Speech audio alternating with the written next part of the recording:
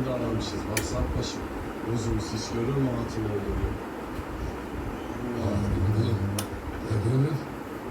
Gönül ne olasın? Gönül dediğinde herkes onun keskin pusatı değil midir? Gönül sevdayla bilinmezse, ona eş olacak kılın içinde saklanmazsa, paslanır kardeşler, paslanır. Ben de yıllar yılı yalan dinç gezdim. Sonra ne oldu?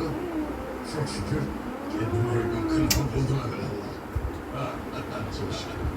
Çok şükür. Bunlar kısmet nasıl bir sıkıntı var Sarpaş'ım? Allah nasip edersin. Allah nasip eder. Allah nasip eder. Lakin yolda birazcık sıkıcı. Alacağı hatunu iyi seçmeli. Arkadaşlar, hatun kısmı 4 türdendir. Birisi